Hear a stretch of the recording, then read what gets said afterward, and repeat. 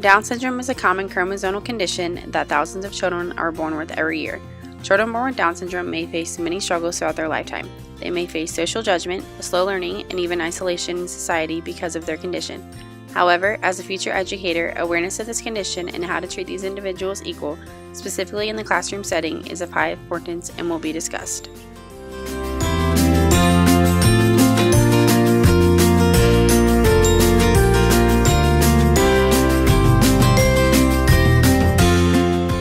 It is important that educators are aware of all the characteristics of Down syndrome. Reported by the National Down Syndrome Society, Down syndrome is the most commonly occurring chromosomal condition. It is important that all educators are aware and prepared to instruct a child with this condition because it is so common.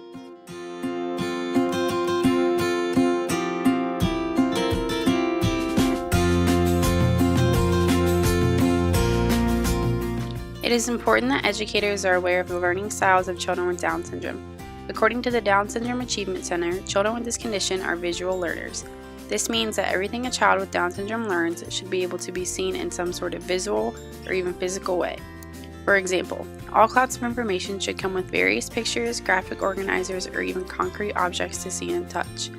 If a child with Down syndrome can hear, see, and touch the information they are being given, then they will be much more likely to retain it in the long run.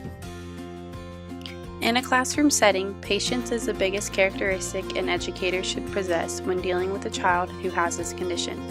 Educators should speak in slow, short sentences so that the child has time to process and understand what is being presented to them. These children can understand a lot more than they can say, so it is important that the educator gives the child an appropriate amount of time to put together either verbal or visual explanations of what they want to say to respond to an educator.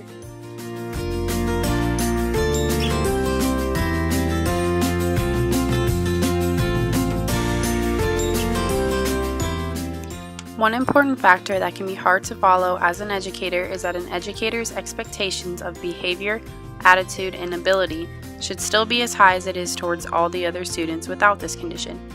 Children with Down syndrome are still able to follow rules and instructions. They just may need constant visual or verbal reminders of these expectations, in which these should be posted all around the classroom for these students.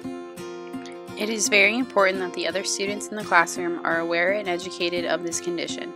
The students should be encouraged to treat all of their peers equally and prompted to help out one another in times of need.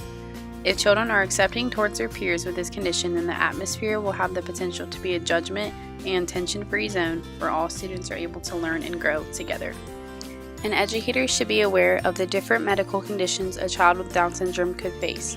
A child with this condition may need to leave class frequently to see the school nurse, either for physical issues that cannot be taken care of independently or even for emotional issues as well. This child may also need visual and auditory accommodations for large group instructions. According to the Down Syndrome Education Center, 80% of people with this condition will have some sort of hearing problem. With this, an educator may be asked to wear a microphone to help with these problems. Taking these accommodations seriously is very important in this child's educational journey. An educator must follow these accommodations on a daily basis so that a child with this condition has the ability to always be learning and growing. Today I have the opportunity to interview a mild special education major here at Ball State. Her name is Madison and she is a sophomore in the program. I'm going to be asking her a few questions regarding special education as well as specifically Down syndrome. So the first question I have for Madison is, what influenced you to choose the major of special education? I chose special education because I have grown up around children with disabilities. There are becoming fewer and fewer special education teachers, and I believe it is so important that children with disabilities receive a quality education. Okay, thank you for that. My next question for you is, what experience do you have with children with exceptionalities? My mom's best friend's son has Asperger's. When he was younger, I was his babysitter. It was really interesting to me to see the different characteristics he portrayed and the different environmental stimulus that triggered his behavior. Yeah, that's really interesting. Thank you for that. So my next question is, what is your experience specifically with children with Down syndrome? My best friend's little brother Evan has Down syndrome. She's been my best friend since kindergarten, so I basically grew up with them. It was really cool watching him grow up. I spent so much time with him, I eventually was able to understand what he was trying to say and his different emotional triggers, what would make him angry or upset, and what would make him happy. Every time we were in the car, it didn't matter if it was for 5 minutes or an hour, Evan would watch Signing Time. I learned a lot of sign language over the years. Evan is a junior in high school this year, and he is always so happy. I love to visit him when I am home. It's been amazing to see his progress and growth throughout the years. That's a very unique experience that not a lot of people get to have, so thank you for sharing that. And I also think it's really awesome that you guys still keep in touch today. So my next question for you is, how would you make a classroom setting inclusive for children with Down syndrome? Children with Down syndrome are usually included in the physical education class and fine arts classes, such as music and art. Most children with Down syndrome are placed in a special education classroom for language arts and math classes. Happily welcoming the student into your class and including them in groups with the students in the class is the best way to make a classroom setting inclusive. Thank you. I think all of those are really great ideas. So my next question for you is, how have you noticed the way that other children treat children with Down syndrome?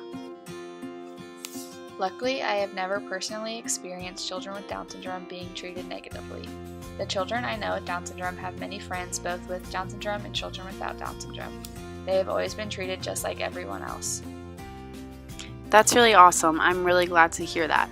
So my last question for you is, what is the biggest piece of advice you would give someone dealing with a child with Down syndrome? My biggest piece of advice would be to welcome them with open arms. I'm not saying it's going to be a walk in the park. There will be many bumps in the road, but it will 100% be worth it. They are the most loving and rewarding children to work with. They will bring many smiles to your face.